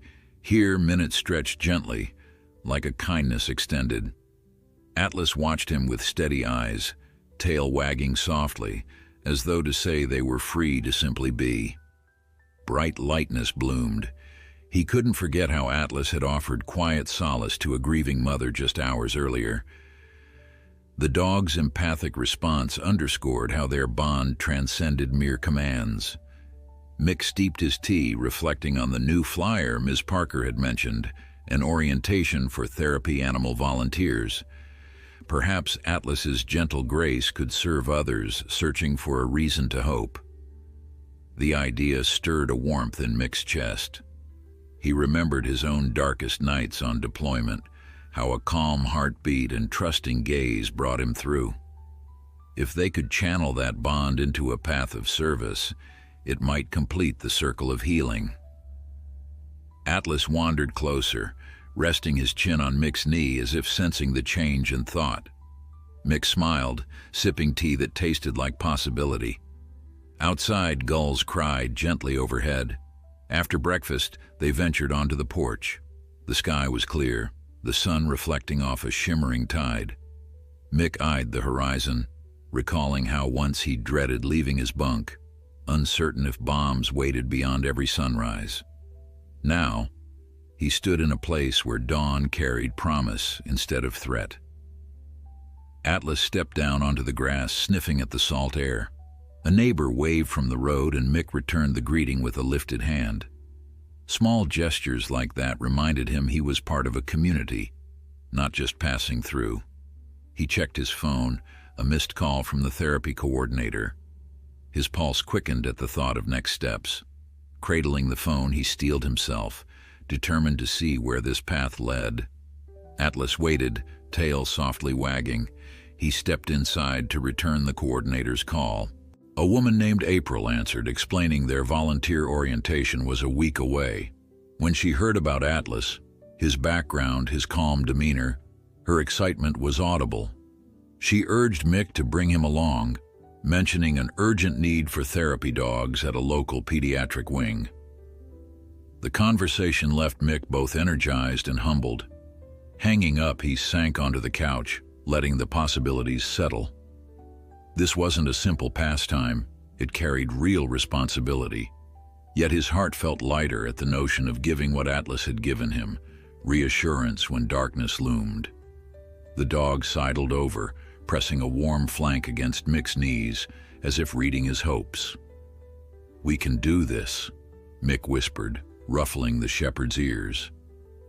Outside, gulls keened a distant note. All week, anticipation glowed within Mick. He gathered documents confirming Atlas's service history and pored over guidelines for therapy animal teams. Neighbors stopped by, noticing the new sense of purpose in his voice. Mrs. Brennan offered fresh bread, joking that the dog deserved a medal for his heroic record and gentle heart. Each evening, Mick and Atlas strolled the shore, the tide whispering a timeless reassurance against the sand. Sometimes they practiced basic commands that might matter in a hospital: gentle approach, ignoring loud noises, staying calm amid unpredictable movement. Atlas took to every exercise with quiet seriousness, as though he too sensed the importance. By the time orientation day dawned, Mick felt a subtle confidence stirring, an echo of the pride he once found in uniform. A renewed mission awaited them. Orientation took place in a community center near the hospital. Folding chairs formed a loose circle where volunteers and their animals gathered. April, the coordinator, greeted Mick with a firm handshake, eyes shining at the sight of Atlas. Around them, various dogs waited: retrievers, a poodle, even a small mutt with bright eyes. April introduced each handler, explaining how therapy visits worked, from infection control rules to reading body language in patients under stress. Mick felt that old tingle of readiness as Atlas lay calmly at his feet, tail thumping each time a child walked past. When it was their turn to share, Mick spoke about their service overseas, how Atlas's instincts had saved lives. His voice cracked slightly, but the group's compassion was palpable, fueling his resolve. A gentle applause followed. Over the next weeks, Mick and Atlas trained in real scenarios, visiting the hospital's pediatric wing. On their first day, a shy girl recovering from surgery timidly reached out for Atlas. The dog approached with measured steps, nuzzling her small hand. Her giggle lit the room. Nurses paused in doorways, touched by the bond forming between soldier and child. Each corridor brought new tests, machines beeping, wheelchairs rolling, but Atlas never faltered. Whenever Mick felt a stir of old anxiety, he drew strength from the dog's composure. Gradually, they became a familiar sight, forging a path of reassurance. Late one afternoon, a doctor told Mick that Atlas had a knack for sensing fear and diffusing it with quiet presence. That simple observation renewed Mick's faith in their mission. Indeed, hope thrived here. On a crisp evening, Mick found himself stepping onto a small stage at a local veterans fundraiser. The organizer asked if he and Atlas would share their story, demonstrating how therapy animals bridged invisible wounds. A microphone crackled as Mick described that first day they reunited, how Atlas's scars echoed his own. He spoke of war's impact and the sanctuary this coastal cottage became. Many listeners dabbed their eyes when he recounted the tearful mother in the VA hallway. Atlas lay calmly at Mick's side, ears flicking each time applause erupted. By the end, the crowd stood in ovation, clapping for man and dog alike. Mick's chest swelled, tears threatening. Their journey had meaning far beyond themselves. As he led Atlas off stage, gratitude glowed inside him. Outside, night skies shimmered. Late that night, they returned to their cottage by the sea. Exhausted but uplifted, Mick let Atlas roam the yard while he stood on the porch. Moonlight glossed the waves, reflecting in silver ripples. He recalled every turn of fate that led them here: the desert patrols, the injuries, the uncertain wait for discharge. Now, each day brought healing. The next dawn would find them as always, sharing quiet coffee, walking the shore, making plans that felt worthwhile. War had forged their bond, but home had softened it into something larger. Gazing at Atlas, tail swaying in contentment, Mick silently thanked the universe for second chances. Inside, he latched the door and flipped off the lights. Together, they settled in for the night, at peace and, finally, truly home. A hush embraced them.